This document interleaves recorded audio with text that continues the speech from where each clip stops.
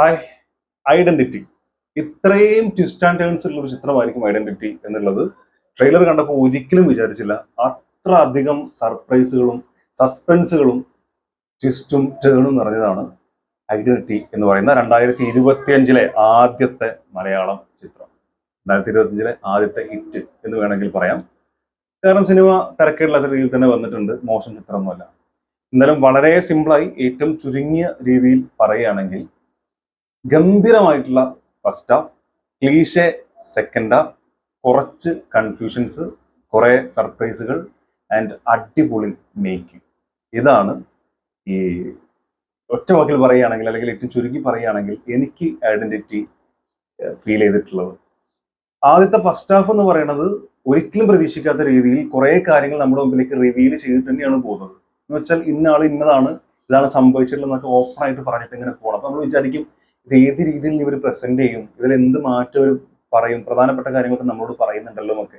പക്ഷെ പിന്നെ പിന്നെ അത് കുറേ കൺഫ്യൂഷൻസ് എന്ന് പറഞ്ഞു കഴിഞ്ഞാൽ കുറേ കാര്യങ്ങളിൽ സസ്പെൻസ് നിലനിർത്തി ആ ഫസ്റ്റ് ഹാഫ് അവർ അടിപൊളിയായിട്ട് ചെയ്തു പറഞ്ഞാൽ പൊതുവെ മലയാള സിനിമയിൽ നമ്മൾ പറയാത്ത രീതിയിലുള്ള ഒരു നരേഷനാണ് ഫസ്റ്റ് ഹാഫിന് ഐഡന്റിറ്റി കൊടുത്തിട്ടുള്ളത്.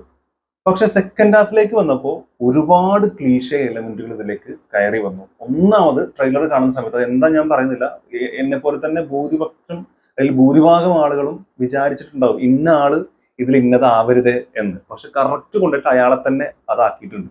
അതെന്താന്നുള്ളത് നിങ്ങൾ കണ്ടിട്ടുണ്ടെങ്കിൽ പറയാം. ഞാൻ സ്പോയിലർ ഒന്നും ഉൾപ്പെടുത്തുന്നില്ല. കണ്ടിട്ടുള്ള ആളുകളുണ്ടെങ്കിൽ കമന്റിലൊന്ന് രേഖപ്പെടുത്തുക.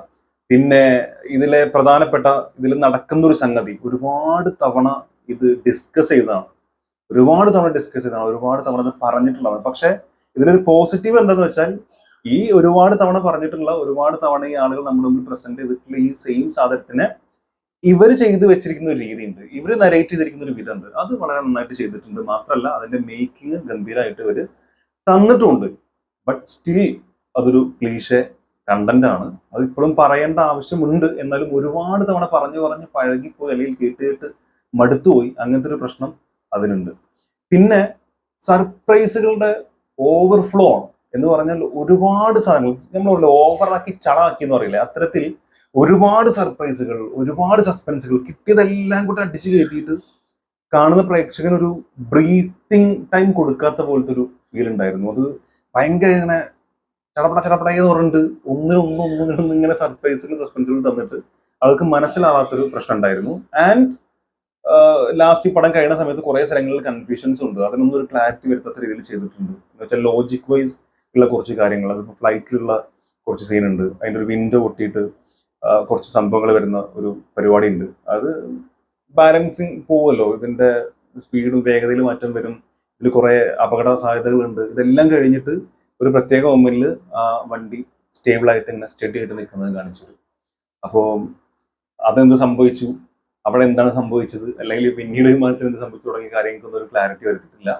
അതുപോലെ ഒന്ന് രണ്ട് സ്ഥലങ്ങളിൽ ഉള്ള ചില സീൻസ് കാണുമ്പോൾ നിങ്ങൾ നോട്ടീസ്, ഞാൻ പറയുമ്പോൾ ചിലപ്പോൾ സ്പോയിലർ ആയി പോകും എന്ന് വിചാരിച്ചിട്ടാണ് പറയാത്തത്. അതിനൊന്നും ഒരു ക്ലാരിറ്റി ഇല്ല. ലോജിക് വൈസ് അതൊക്കെ ഒന്നും കൂടി കൊടുക്കാമായിരുന്നു. ഒരാള് വില്ലന്റെ അടുത്ത് ചില സ്ഥലങ്ങളിൽ പറയുന്ന ഡയലോഗ്സ് സ്വാഭാവികമായിട്ടും വില്ലന് ഇഷ്ടപ്പെട്ടില്ലെങ്കിൽ വില്ലൻ കാരണം നോക്കി ഒന്ന് പൊട്ടിക്കും. അത്തരത്തിലുള്ള സീൻസ്, ഇങ്ങനത്തെ കാര്യങ്ങളൊന്നും അതിൽ ആഡ് ചെയ്തിട്ടില്ല. പക്ഷെ അത് എന്തുകൊണ്ടെന്ന് വെച്ചാൽ ഞാൻ ഈ പറഞ്ഞ പോലെ ഓവർഫ്ലോ, ഈ സർപ്രൈസ് എലമെന്റുകളുടെ ഓവർഫ്ലോ കാരണം അതൊക്കെ അവർ മിസ് ചെയ്തു എന്ന് തോന്നിപ്പോയി. സെക്കൻഡ് ഹാഫിന്റെ കാര്യമാണ് പറയുന്നത്. ഫസ്റ്റ് ഹാഫ് ഇതിലേക്ക് ഉൾപ്പെടുത്താനേ പറ്റില്ല. കാരണം ഗംഭീരമായിട്ടുള്ള ഫസ്റ്റ് ഹാഫാണ്, അടിപൊളി ഫസ്റ്റ് ഹാഫാണ്. കാരണം നമുക്ക് ഒരുപാട് ഇതുവരെ പറയാത്ത രീതിയിലാണല്ലോ ഇവർ പറയുന്നത്. ക്ലീഷേ എലമെന്റുകളൊക്കെ പൊളിച്ചടക്കുകയാണല്ലോ എന്നൊക്കെ നമുക്ക് തോന്നിപ്പോകും. അങ്ങനെയൊക്കെ തോന്നിച്ചിട്ടാണ് സെക്കൻഡ് ഹാഫിലേക്ക് കൊണ്ടുവന്നിട്ട് വീണ്ടും ഇത് ഞങ്ങളൊന്നും പൊളിച്ചിട്ടില്ല, നിങ്ങൾ വിചാരിച്ച സെയിം ക്ലീഷയാണെന്ന് ഇവര് പ്രസ്താവിക്കുന്നത്, അല്ലെങ്കിൽ നമ്മുടെ മുമ്പിലേക്ക് നമ്മൾ ഞെട്ടിച്ചുകൊണ്ട് അവർ ഈ ക്ലീഷകളെ നമ്മുടെ മുമ്പിലേക്ക് തരുന്നത്.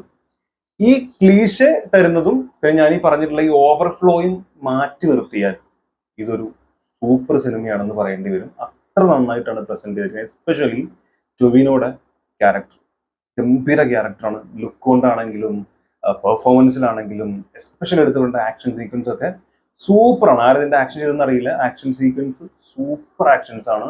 എടുത്തു പറയേണ്ടത് ഫ്ലൈറ്റിന്റെ ഉള്ളിലൊരു ആക്ഷൻ സംഭവമൊക്കെ, ക്ലൈമാക്സ് ഫൈറ്റ് ഒക്കെ, അതൊക്കെ സൂപ്പറായിട്ട് വന്നിട്ടുണ്ട്. മലയാളം സിനിമയിൽ നമ്മൾ അധികം കാണാത്ത രീതിയിലുള്ള സംഭവങ്ങളൊക്കെയാണ്. എയറിലുള്ള കുറച്ച് സീക്വൻസ്, ഹോളിവുഡ് സിനിമകളെ കാണുന്ന രീതിയിലുള്ള ഫ്ലൈറ്റും അതിനുള്ളിൽ ഉണ്ടാകുന്ന അപകടങ്ങളും അതുമായിട്ട് ബന്ധപ്പെട്ട കാര്യങ്ങളും ആ സമയത്ത് നടക്കുന്ന ഫൈറ്റും അതൊക്കെ ഭയങ്കരമായിട്ട് നമുക്ക് പെർഫെക്ഷനോട് കൂടി തന്നെ അവർ നമ്മുടെ മുമ്പിലേക്ക് പ്രസന്റ് ചെയ്തിട്ടുണ്ട്. അപ്പൊ ആക്ഷൻസ് ഒക്കെ അടിപൊളിയായിരുന്നു. അതുപോലെ എടുത്തു പറയേണ്ടതാണ് ഇതിന്റെ ബാക്ക്ഗ്രൗണ്ട് മ്യൂസിക്. ജെയ്ക്സ് ബിജോയാണ് ബാക്ക്ഗ്രൗണ്ട് ചെയ്തിട്ടുള്ളത്. സൂപ്പർ ആയിരുന്നു.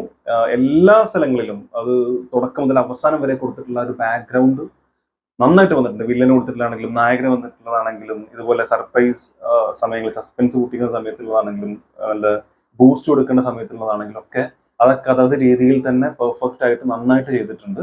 അതുപോലെ തൃഷ ഇതൊരു പ്രധാന കഥാപാത്രത്തിനെയാണ് അവതരിപ്പിച്ചിട്ടുള്ളത്. ആ ക്യാരക്ടർ നന്നായിട്ട് ചെയ്തിട്ടുണ്ട്. ഒരു സ്ഥലത്ത് ഈ ഒരു ന്യൂസ് വായിക്കുന്ന സംഭവം കൊടുക്കുന്നുണ്ട്, ഇവരുടെ പ്രൊഫഷനുമായിട്ട് ബന്ധപ്പെട്ട് കൊടുക്കുന്ന സംഭവം. അവിടെയൊക്കെ എന്താ പറയുക, വെട്ടി ഒട്ടിച്ചൊരു ഫീൽ ഉണ്ടായിരുന്നു. അവിടെ മാത്രം അത് വെട്ടി ഒട്ടിച്ചിട്ടുള്ള ഒരു ഫീൽ എനിക്ക് കുറേ സ്ഥലങ്ങളിൽ തോന്നി. പിന്നെ ഷമ്മി തിലകന്റെ കഥാപാത്രം നല്ല സൂപ്പർ കഥാപാത്രമായിരുന്നു, വളരെ നന്നായിട്ട് ചെയ്തിട്ടുണ്ട്. അതുപോലെ എടുത്തു പറയേണ്ടത് അജു വർഗീസിന്റെ കഥാപാത്രം. എനിക്ക് അജു വർഗീസ് കേരള ക്രൈം സ്റ്റോറിയാണോ അങ്ങനെ ആ സീരീസ്, കേരള ക്രൈം ഫയലോ, എന്തായാലും ആ സീരീസ് വന്നതിന് ശേഷം പോലീസ് കഥാപാത്രങ്ങൾ ചെയ്യുമ്പോൾ പുള്ളി ഭയങ്കര പക്വതയോടുകൂടി കൈകാര്യം ചെയ്തിട്ട് തോന്നുന്നുണ്ട്. ആദ്യത്തെ സീനിൽ തന്നെ ഒരു പോലീസ് ജീപ്പിൽ വരുമ്പോഴുള്ള കുറച്ച് മുഖഭാവങ്ങളും സംഭവങ്ങളൊക്കെ വളരെ നന്നായിട്ട് പിടിച്ച് ചെയ്ത പോലെ എനിക്ക് തോന്നി. അതുപോലെ കുറെ ഭാഗങ്ങളിൽ അതൊക്കെ നന്നായിട്ട് ചെയ്ത പോലെ എനിക്ക് തോന്നി. എനിക്ക് എന്തായാലും അത് ഭയങ്കര എന്താ പറയാ, അജു വർഗീസ് ആ ക്യാരക്ടറിനെ നന്നായിട്ട് കൈകാര്യം ചെയ്തു എന്ന് തന്നെ നമ്മൾ പറയേണ്ടി വരും. അത് ക്യാരി ചെയ്ത വിധമൊക്കെ നന്നായിരുന്നു. ഇതില് മിസ്സായും തോന്നിയിട്ടുള്ള ഒരു എലമെന്റ് ഗൂസ്ബം മൊമെന്റ്സ് ആയിരുന്നു. അതായത് കുറെ സ്ഥലങ്ങളിൽ കുറെ സംഭവങ്ങൾ റിവീൽ ചെയ്യുന്നുണ്ട്. അത്തരം സ്ഥലങ്ങളിലൊക്കെ നമുക്ക് കിട്ടേണ്ടുന്ന ഒരു രോമാഞ്ചിഫിക്കേഷൻ അത് ഇതിൽ കിട്ടിയിട്ടില്ല. അതെന്തുകൊണ്ടാ വെച്ചാൽ ഈ പറഞ്ഞ പോലെ അതിന് തൊട്ട് മുമ്പുള്ള സീനിലോ അല്ലെങ്കിൽ അതിനോടനുബന്ധിച്ച് വരുന്ന കുറെ സീൻസിലോ ഉള്ള കൺഫ്യൂഷൻസ് ആണ്. അത് സ്പൂൺ ഫീഡ് ചെയ്യേണ്ട ആവശ്യമൊന്നുമില്ല. എന്നിരുന്നാലും കുറച്ചും കൂടെ ഒക്കെ ക്ലാരിറ്റിയോട് കൂടി ഇന്നത് ഇതാണ് എന്നുള്ള രീതിയിലൊക്കെ പറയാം. ഞാൻ എന്തോളം എടുത്ത് പറയുന്നത് വെച്ചാൽ സിനിമ കാണുന്ന സമയത്ത് കൂടെ ഉണ്ടായിരുന്ന അല്ലെങ്കിൽ അടുത്തുണ്ടായിരുന്ന പല ആളുകളും ഇപ്പൊ എന്റെ അടുത്ത് തന്നെ ചോദിച്ചിട്ടുണ്ട് ഇത് എന്താ സംഭവം എന്ന് ചോദിക്കുമ്പോൾ നമ്മൾ ഇത് ഇന്നതാണ് സംഭവിച്ചതെന്ന് പറയുമ്പോഴാണ് അവർക്കത് കത്തുന്നത്. അത്തരത്തിൽ ഒന്നുകൂടെ ഒക്കെ ഒന്ന് ക്ലാരിറ്റി കൊടുത്ത് അല്ലെങ്കിൽ ഒരു സീൻ സംഭവിച്ചതിന് ശേഷം ഇത് ഇന്നതാണ് എന്ന് പ്രേക്ഷകരൊന്ന് മനസ്സിലാക്കി ഒന്ന് സമാധാനപ്പെടാനുള്ള ഗ്യാപ്പ് കൊടുക്കാമായിരുന്നു. അതില്ലാണ്ട് ഇങ്ങനെ ഒരുപാട് മൊമെന്റ്സ് ഇങ്ങനെ അടുപ്പിച്ച് വരുമ്പോൾ ഉള്ള ഒരു ബുദ്ധിമുട്ട് ശരിക്കും സിനിമയിൽ ഫീൽ ചെയ്യുന്നുണ്ട്. അപ്പോൾ എന്നെ സംബന്ധിച്ചിടത്തോളം ഐഡന്റിറ്റി എന്ന് പറയുന്നത് തരക്കേടില്ലാത്ത ഒരു എബോ ആവറേജ് ഫീൽ തരുന്ന, എന്നാൽ നല്ല പ്രസന്റേഷനും നല്ല BGM-ഉം നല്ല പെർഫോമൻസുകളുള്ള ഒരു സിനിമയായിട്ടാണ് തോന്നിയിട്ടുള്ളത്. കണ്ടിട്ടുള്ള ആളുകളുണ്ട് തന്നെ മറക്കാതെ കമന്റ് രേഖപ്പെടുത്താൻ ശ്രമിക്കാം. 2025 എന്തായാലും മോശമാക്കിയിട്ടില്ല ഐഡന്റിറ്റി. 2025 ആദ്യ മലയാള ചിത്രം എന്ന രീതിയിൽ തന്നെ കിട്ടേണ്ടുന്ന അല്ലെങ്കിൽ കൊടുക്കേണ്ടുന്ന ഒരു പ്രാധാന്യം ആ സിനിമയ്ക്ക് അവർ കൊടുത്തിട്ടുണ്ട്. നല്ല സിനിമ തന്നെയാണെന്നാണ് അഭിപ്രായം.